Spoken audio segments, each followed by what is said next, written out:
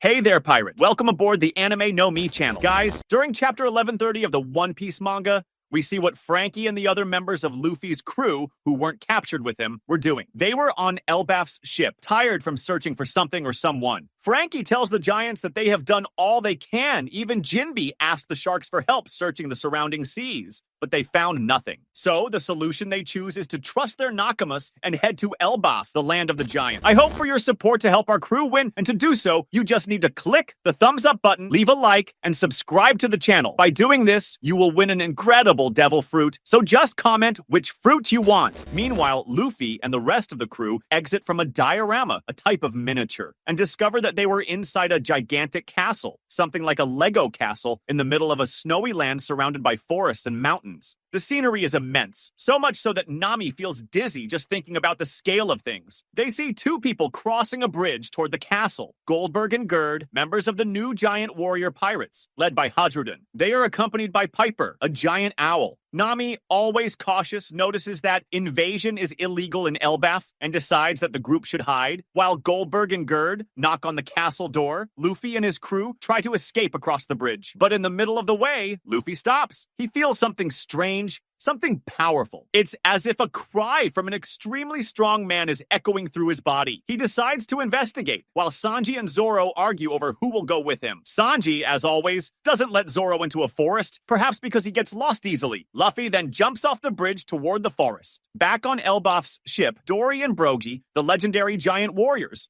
receive shocking news. The newspaper reports that their crew attacked Egghead Island along with Luffy. Brogy is furious because he knows it's a lie, and Robin reads the article to them. She explains that Dory and Brogy now have a huge bounty of 1.8 billion berries each. It's a big jump from their previous bounty of only 100 million. Brogy is shocked, but Robin mentions that this inflation in bounties is not surprising for the leaders of the Warriors of Elbaf. The story also reports that Luffy was responsible for Vegapunk's death, which is obviously a lie to cover up the attack by the Elders in Kizaru. However, what Robin finds strange is seeing an X on Luffy's arm in a photo. She feels like she's seen something like it before, but can't remember where. Meanwhile, we learn more about Elbaf. During the time Dory and Brogy were away, an evil giant named Loki was born. He was the cursed prince of Elbaf, so evil that he killed his own father, the king, to obtain a legendary devil fruit passed down through the royal family. Loki ended up being contained, but now there is fear that he might escape, and all the warriors of Elbaf need to unite to imprison him. And then, in an epic scene, Luffy finally meets Loki. He is an impressive-looking giant, slim, muscular, with tattoos and an axe on his back. Loki, with his long, threatening tongue, asks Luffy's name. Luffy responds in only the way he would, "I'm Luffy, the man who will become the Pirate King." Loki reveals that they are in the Land of War, Elbaf, the most powerful place in the world. Finally, the chapter ends with a spectacular view of Elbaf. Huge mountains, the colossal Yggdrasil tree at the center, which is at least 12 times taller than the mountains, and a majestic castle in its branches. It's the perfect setting for the next stage of the adventure. However, the main point of today's video is what Loki said at the end of the chapter when he introduced himself as Loki, the sun god who will bring an end to this world. And since his name is Loki, we can already expect some references that might link to mythology. But first, let's talk about how he gained the power of his fruit. As you saw, during the period when Dory and Brogy were in Little Garden, Loki was born and became known as the cursed prince of Elbaf, known for his cruelty from an early age. From what we've seen, he has always been a feared figure among the giants, not only for his strength, but also for the insatiable ambition he carried. Unlike other Elbaf warriors who lived by the code of honor and glory in battles, Loki didn't care about traditions or his family's honor. He only wanted power, and he knew exactly where to find it. In fact, the first mention we had of him came through Big Mom's daughter, as Charlotte Linlin tried to force her daughter to marry him. Moreover, we might be closer to an explanation of how it's possible to take someone else's devil fruit, something done by Teach and his crew. After all, in Elbaf, there was the story of a devil fruit possibly passed down from generation to generation among the royal family members or simply conquered by him. What's important at this moment is that Loki took his father's life to gain the power of his fruit, which he succeeded in doing. So, we should find out how he did this, which will explain much about some of the mysteries of One Piece. It's worth remembering that Charlotte Linlin, Big Mom, also inherited her devil devil fruit. The Soru Soru no Mi previously belonged to Mother Carmel, and then it was passed to Big Mom. In this case, there's no official explanation yet, but what we can understand is that Big Mom accidentally devoured Mother Carmel, and because of this, ended up acquiring her devil fruit. Returning to the most recent chapter, Loki was imprisoned, and knowing Luffy, it's almost certain that he'll free the giant, who in the end may be the big villain of this current One Piece arc. Additionally, as I've mentioned in other videos, Luffy has no idea that he himself is the true sun god. And here we go, the name Loki, the prince I mentioned a while ago, seems to be a clear reference to the Norse god Loki. Although the Loki in One Piece hasn't been much developed in the series yet, his name carries symbolic weight, especially within the context of Elbaf, which seems to be inspired by Viking culture and mythology. There is a possibility that the name Loki was chosen to highlight a false connection between Elbaf's royal family and the gods of Norse mythology, or perhaps the name was given to him in honor of the fruit eaten by the king, the character's father. After all, we know from real-world mythologies that kings were often families who pretended to be descendants of gods. It's possible that the giants of Elbaf, or at least their royal lineage, declared themselves descendants of the gods, which would strengthen their power and status in society. After all, as I said, claiming divine descent is a strategy used in various cultures throughout real history to legitimize royalty and power, and this could explain why the Prince of Elbaf bears the name of such an important figure from Norse mythology. If the giants of Elbaf pretend to be descendants of gods, this could be a way to control and lead their people, inspiring respect and fear. The name Loki, therefore, could either be a direct tribute or a reference for fans. The important point here is that the mythology involving Loki might actually exist in the world of One Piece. And if this deity was once worshipped, it means there could also be a Loki devil fruit. After all, we know that the sun god Nika originated the Hito Hito no Mi model Nika. We don't know if the first Nika really existed, but people's belief in him caused the fruit eaten by Joy Boy and later by Luffy to emerge. We also know there was a belief in the Kyubi no Kitsune, the legend of a nine-tailed fox that had the power to transform into any person. Due to this legend, the Inu Inu no Mi model Kyubi no Kitsune emerged, which is a mythical Zoan-type devil fruit that allows the user to transform into a nine-tailed fox and take the form of other people, as seen with its current user, Katarina Devon, who even transformed into Absalom to deceive Gecko Mariah. If there is belief in Loki among the giants, then the Hito Hito no Mi of Loki must exist. And considering that Zoan fruits can choose their perfect user, Loki's fruit would undoubtedly choose our favorite liar, Luffy. Loki, in Norse mythology, is known as the god of lies and mischief, famous for his tricks, deceptions, and ability to manipulate events to his advantage. He often deceives both gods and mortals, and many of his actions, though they may initially seem problematic, end up being essential for the development of events. A classic example is when Loki tricks the gods into obtaining the most valuable treasures of the dwarves, including Thor's hammer, Mjolnir. Although his actions are often motivated by selfishness or the pleasure of trickery, they frequently have a greater impact on the fate of gods and humans. In this case, Loki's lie could be that he is the sun god, and the true sun god may have to confront him. If Loki, the cursed prince of Elbaf, consumed a devil fruit inspired by the god of lies, the fruit could grant powers focused on deception, manipulation, and illusion, which makes sense since he's trying to deceive Luffy. Loki could change his physical appearance and voice completely, taking on the form of any person or creature, similar to a mix of abilities between the main no Mai, Mr. Two Bon Clay's fruit, and the Hana Hana no Mi, Robin's fruit. However, as the fruit would be a mythical zone model, he could also incorporate mythological traits, such as transforming into legendary or divine beings. This would allow him to, for example, transform into a version of the sun god, based on Nika or another god, and deceive even the most powerful opponents.